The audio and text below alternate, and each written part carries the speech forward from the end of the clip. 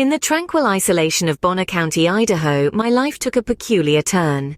I am what some might label a hermit. A choice, I assure you, not a circumstance. The hustle and bustle of city life, the cacophony of civilization, it all became too much. I sought solace in solitude, a peace that only the whispers of nature could offer.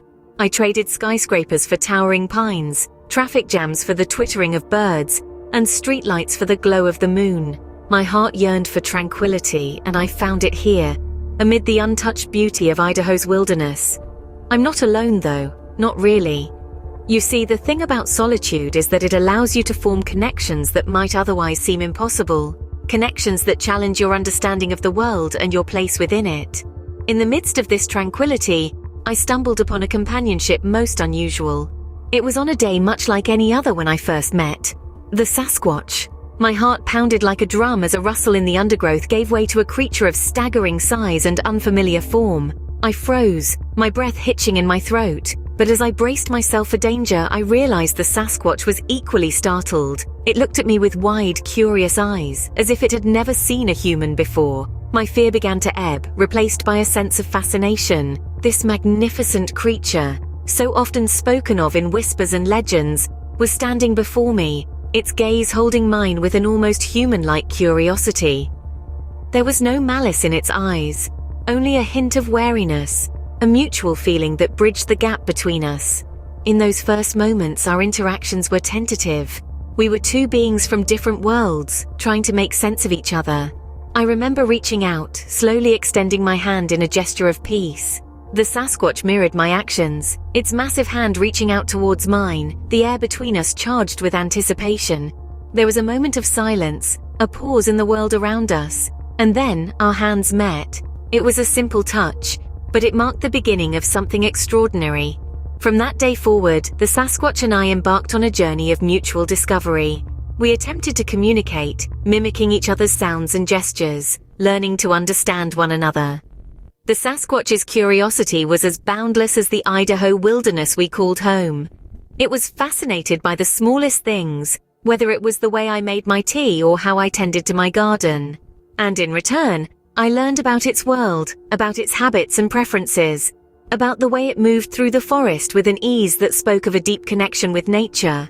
And so the seeds of an unusual friendship were sown, a bond formed between a hermit and a Sasquatch, two solitary beings finding companionship in the wild expanse of Bonner County, Idaho.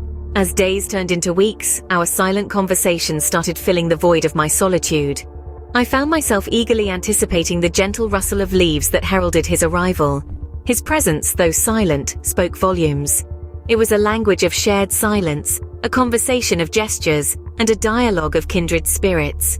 Every day, as the sun bowed down to the majestic Idaho mountains, we'd sit together side by side under the ancient cedar tree. We'd watch the sunset, the sky painting a different picture each day. Sometimes he'd bring me gifts. A perfectly round stone, a feather of an eagle, or a wildflower he'd picked on his way. Each gift was a token of friendship, a silent promise of his return. I started to understand him, his ways, his moods, the gentle tilt of his head when he was curious, the soft grunt when he was content, the way his eyes softened when he looked at the mountains. I learned his language, and he learned mine. Our bond deepened, unspoken yet profound. Our shared moments were simple, yet they held a beauty that was indescribable. We'd sit in silence, looking at the stars, the moon casting a soft glow on his fur. Sometimes I'd hum a tune and he'd listen, his eyes closed, a peaceful expression on his face. On colder nights he'd gather firewood and we'd sit by the fire, the flames casting dancing shadows on his face. He became a part of my world, a constant in my solitary existence. His visits brought a rhythm to my days, a pulse to the stillness. He was my silent companion, my link to the world outside my cabin. As the seasons changed, our bond remained, steadfast and unbroken. His presence, once an unexpected intrusion, was now my solace, my comfort. He was my connection to the wilderness, my window to the world beyond. In this silent creature I'd found a companion, a confidant, a friend.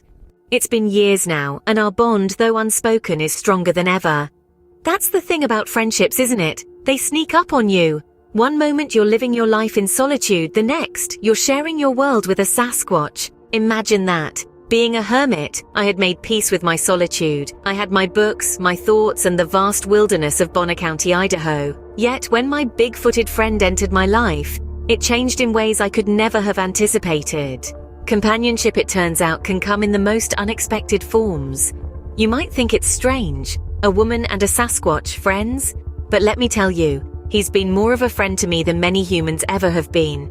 He's been there, a silent observer to my life, a presence I've come to rely on. He's shown me that friendship isn't just about shared words or common interests. It's about shared silences, mutual respect, and a sense of understanding that transcends the need for language. This unusual friendship has enriched my life in ways you wouldn't believe. It's brought a sense of companionship to my solitude. It's given me a new perspective on life. It's made me realize that being alone doesn't have to mean being lonely. It's taught me that friendship can bloom in the most unlikely places, between the most unlikely pairs. And it's given me a story that's worth telling. This friendship has changed me. It's made me more open, more accepting. It's taught me the value of companionship, the joy of shared silence. It's shown me that even in solitude we can find connection, we can find friendship, we can find love. And so as I sit here reflecting on this unusual friendship, I can only feel a sense of profound gratitude. Gratitude for my solitude, for it led me to this friendship. Gratitude for my Sasquatch friend, for he has enriched my life in ways I could never have imagined. In the end, friendship is a language transcending words, and in my solitude, I found a friend like no other.